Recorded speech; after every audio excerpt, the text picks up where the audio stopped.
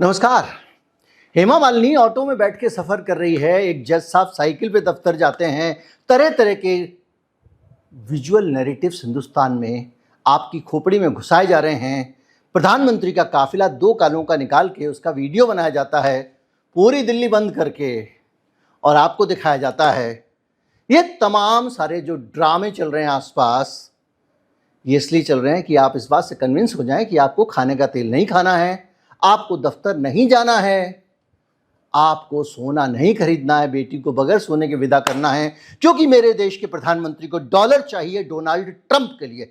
जी हाँ, आज मैं आपके सामने बहुत सारे तर्कों से अपनी वो राय साबित करने वाला हूं कि इस देश में ये जो संकट है, इसके पीछे ईरान तो बहुत छोटा कारण है, इसके पीछे बड़ा कारण है ट्रंप का पेट भरना, ट्रंप को खुश करना, क्योंकि वो कहीं मोदी जी के लिए परेशानी खड़ी ना कर दें, ऐसा मुझे लगता है। और इसीलिए राहुल गांधी का वो एक भाषण कांग्रेस पार्टी आज वायरल कर रही है कि अडानी छूट जाएगा क्योंकि मोदी जी अमेरिका के लिए काम करते हैं। ये सब पॉलिटिकल बातें हैं, लेकिन बातों के बीच में आज बात करेंगे तथ्यों की और तर्कों की। और आज हम समझेंगे कि तेल का संकट, ईरान का संकट उतना बड़ा संकट नहीं है जितना बड़ा ये संकट है जो मोदी जी ने इस देश के लिए खड़ा कर दिया है। तथ्य और आंकड़ों के साथ पिछले 2 सालों में जब से डोनाल्ड ट्रंप ने मोदी जी को स्नब करना शुरू किया है, तब से इन्होंने उसे मनाने के लिए किस तरह से हथियार डाल दिए हैं। मैं हूं गिरिजेश वशिष्ठ, आप देख रहे हैं नॉकिंग न्यूज का यूट्यूब चैनल।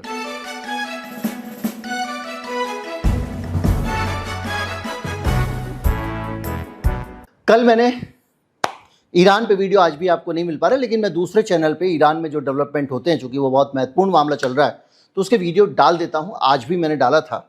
और अभी जो हम बात करने वाले हैं वो बात ये करने वाले हैं कि भारत के बारे में जरा समझिए, हमारी सबसे बड़ी ताकत क्या है, कहाँ से हमारे पास डॉलर आते हैं। डॉलर जाने का जिक्र तो कर दिया गया, लेकिन आपके पास तेल का इतना संकट तो नहीं है। क्यों नहीं है? क्योंकि डोनाल्ड ट्रंप ने 1 महीने के लिए रूस से तेल इंपोर्ट करने की आपको मंजूरी दे दी थी, और वो आप कर रहे थे। और कल के वीडियो मैंने बताया था कि आपने उनसे गुजारिश की थी, आत्मनिर्भर भारत ने अमेरिका से अर्जी लगाई थी, हुजूरे वाला डेट बढ़ा दो, उसने मना कर दिया था। फिर अचानक उसने सारे देशों के लिए डेट बढ़ा दी, क्योंकि उसके अपने सर पे ओले पड़ रहे हैं। अगर दुनिया को तेल नहीं मिलेगा तो डोनाल्ड ट्रंप का तेल हो जाएगा। तो ऐसे हालात के बीच में जब डोनाल्ड ट्रंप फंसे हुए हैं, तो तेल उतनी बड़ी समस्या रहने गई ना भारत के लिए। हमारे पास तेल आ रहा है, जितना तेल आ रहा है उसका 40% तेल हम एक्सपोर्ट कर रहे हैं। तो क्या तेल के कारण हमको तेल खाने से रोका जा रहा है? हमारे को दफ्तर जाने से रोका जा रहा है? ये जो 7 आपने आग्रह किए हैं, जिन आग्रहों के बाद सरकारों ने इस पे अमल करना शुरू कर दिया है। दिल्ली की सरकार ने नियम बदल दिए, बहुत सारी सरकारों ने नियम बदल दिए। एयर इंडिया ने इंटरनेशनल फ्लाइट ही बंद कर दी हैं। तो भाई साहब, इसके पीछे कारण ये तो नहीं दिखता है। तो डॉलर का संकट क्यों है? आप कहेंगे 96 रुपए का डॉलर हो गया साहब, उससे भी ऊपर निकल गया। आप कह रहे हो संकट नहीं है, आप कुछ भी बोलते रहते हो। तो मैंने आपको पिछले वीडियो में बताया था कि S&P भी यही कह रहा है, इतना संकट नहीं था। तो फिर भारत के लोगों से विदेशी खर्चा कम करने की बात क्यों की जा रही है? क्योंकि विदेशी खर्चा मोदी जी कर रहे हैं, उनके अपने लोग कर रहे हैं, उनके निकट के उद्योगपति कर रहे हैं, और भारत से बड़ा पैसा अमेरिका ले जाया जा रहा है, रिकॉर्ड पे है। मैं आपको बताता हूं कि किस तरह से एक बड़ा समझौता अमेरिका के साथ हुआ। ये समझौता सिर्फ एक हिस्सा है उसका, जिस समझौते के तहत भारत की बहुत सारी कंपनियां अमेरिका में पैसे लेके जाने वाली हैं, डॉलर लेके जाने वाली हैं। 10 अरब डॉलर अंबानी को इन्वेस्ट करना है। मैंने वीडियो बना के आपको बता दिया था।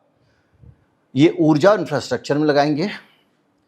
इसके साथ साथ भारतीय कंपनियों का एक, वहां पे जो भारत का दूतावास है अमेरिका में, उसने प्रेस रिलीज जारी की है। उसने ये कहा कि 20 अरब डॉलर, यानी इससे दुगना पैसा अमेरिका में इन्वेस्ट किया जाएगा, जो 1,71,000 करोड़ रुपए होता है। फार्मा सेक्टर इसमें अकेला 19 अरब डॉलर अमेरिका में इन्वेस्ट करने वाला है।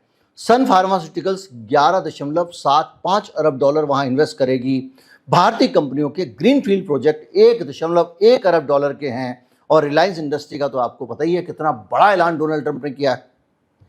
पर यहां रुक के हम इन आंकड़ों के बीच में एक चीज समझते हैं। मेरे देश का पैसा डॉलर, जब ये अरबों डॉलर जाएगा इन्वेस्ट होने के लिए अमेरिका, तो कैसे जाएगा?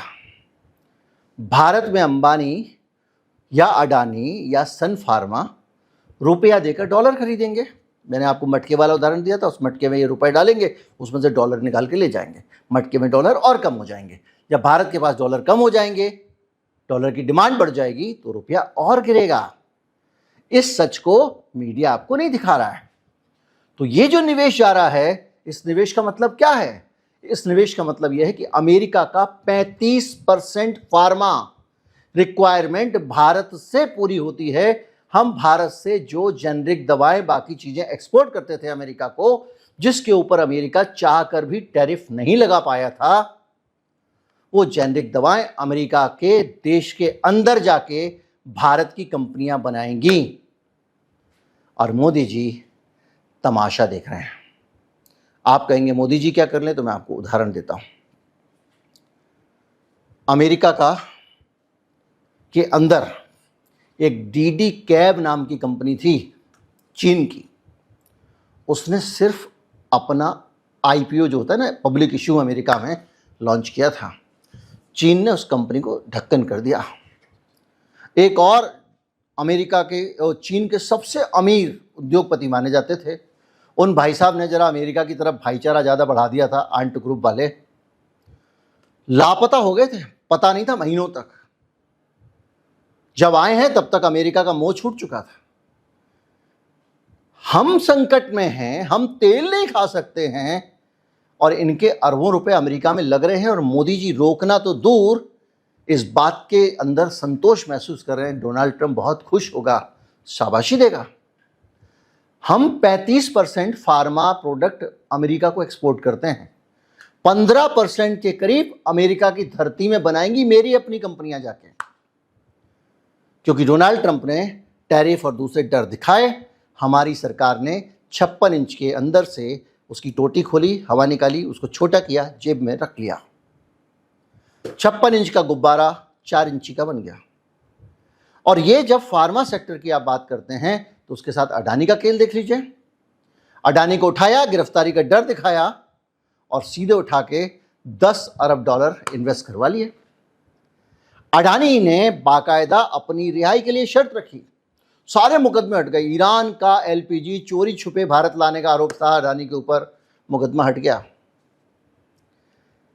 सोलर वाला पूरा का पूरा घोटाला था, मुकदमा हट गया। अडानी तो क्या, उसके भतीजे का भी हट गया, मुक्त हो गए वो लोग। अब उनके शेयर बल्ले बल्ले हो रही है। अमेरिका में इसमें सवाल उठ रहा है, भाई तो क्या मतलब आप लोगों को जेल में डाल डाल के निवेश लाओगे? ये बहस हो रही है। और ये क्या संदेश दे रहे हो कि भैया इन्वेस्ट कर दो और हम तुमको छोड़ देंगे? पर ऐसा हुआ है। अब अगर इस रकम को आप जोड़ लें और इस रकम पे बात करें, तो आपको लगेगा कि तो कुछ भी नहीं है। यानी कुल मिला के 32 अरब डॉलर के कमिटमेंट तो एक प्रेस रिलीज में बताए गए हैं। ये छोटी चीज़ है। और जानकारियां देता हूं, बहुत खोदा है मैंने। मैं आपको बताऊं कि किस तरह से मेरे देश की कंपनियां अमेरिका के अंदर जा रही हैं, पैसा निकाल के ले जा रही हैं। अब आप ऐसे समझिए, भारत में बाहर से सरसों का तेल आएगा मान लीजिए, या सोयाबीन ऑयल आएगा, या पाम ऑयल आएगा। तीनों ही आते हैं कम ज़्यादा में, पाम ऑयल सबसे ज़्यादा आता है। तो हम क्या करते हैं, वहाँ से तेल लेते हैं, डॉलर देते हैं। सोना और चांदी आते हैं, हम क्या करते हैं, उनसे सोना लेते हैं, डॉलर देते हैं, चांदी लेते हैं, डॉलर देते हैं। तो कोई भी चीज़ भारत में आ रही है तो हम उसमें क्या दे रहे हैं, डॉलर दे रहे हैं। तो ये जो कंपनियां हैं, ये जब कंपनियां अमेरिका जा रही हैं, तो ये वहां से कंपनियों के शेयर खरीद रही हैं, ये कंपनियों के वहां पे ज़मीन खरीद रही हैं, ये वहां मशीनें खरीदेंगी, प्लांट खरीदेंगी, और जाएगा डॉलर।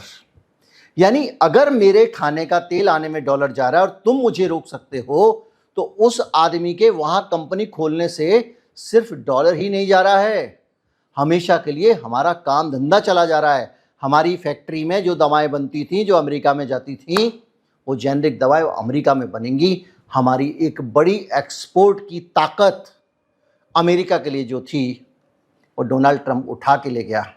किसी के मुंह से चू तक निकली हो तो बता दीजिएगा। इसके अलावा हमारी कंपनियों ने बहुत सारा पैसा वहाँ लगाया है, $1 अरब लगाया है ग्रीनफील्ड प्रोजेक्ट ने। ये अमेरिका में कई इकाइयाँ लगाएगा। सोचिए, ये 2 साल के अंदर 25-26 के अंदर हुआ है सारा। इसके अलावा टाटा कम्युनिकेशंस ने अमेरिका में 51% हिस्सेदारी खरीद ली है। ये AI SaaS कंपनी थी, उसका नाम था कमोशन, उसमें 51% की साझेदारी खरीद ली है। रकम बताई नहीं गई है, वरना मैं आपको बता देता। Wipro human digital transformation solutions $375 million में इन्होंने खरीदा अमेरिका में। साइलेंट सेमीकंडक्टर्स, अमेरिकी सेमीकंडक्टर कंपनी काइनेटिक टेक्नोलॉजी में इन्होंने हिस्सेदारी खरीदी है। रिलायंस इंडस्ट्री का तो आपको पता ही है, बहुत बड़ा, इस सबको मिला लो उससे भी बड़ा।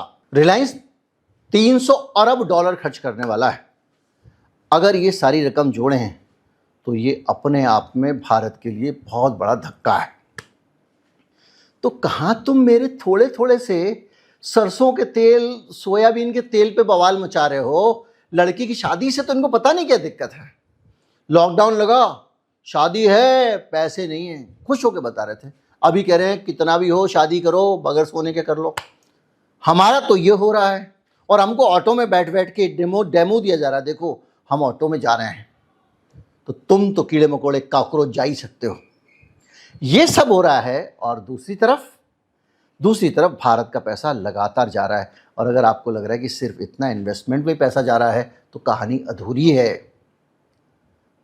हम उनसे और भी बहुत कुछ डॉलर देकर खरीद रहे हैं, और ये हमारी बर्बादी का एक और तरीका। भैया, घर में नहीं है दाने, तो फिर अम्मा कैसे चल दी भुनाने? इसका मतलब अम्मा के पास दाने हैं, घर वालों को नहीं बता रही है, घर वालों को कह रही है खाने के लिए नहीं है। भैया, आप अगर अमेरिका से कुछ नए सौदे और इंपोर्ट की बात करें, वो भी अमेरिका को खुश करने के लिए। कोई अपने घर का चलता फिरता काम धंधा, मेरे घर में फैक्ट्री लगी है, हम लोग 4 रोटी खाते हैं, ये मैं उठा के किसी दोस्त को दे दूंगा? यही तो हो रहा है। सारी कंपनियां अमेरिका जा रही हैं।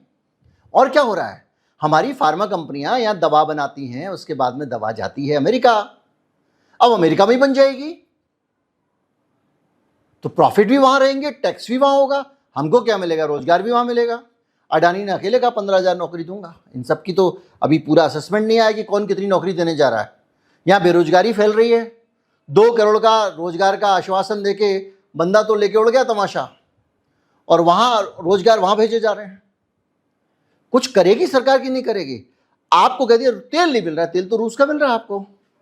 अभी LNG भी रूस की आ रही थी, जिसको आपने तट से लौटा दिया।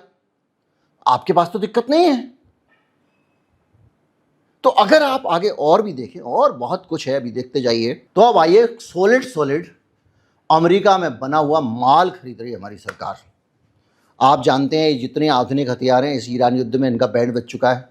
ये किसी काम के नहीं है। छोटे छोटे सरल ड्रोन ने धूल सुंघा दी।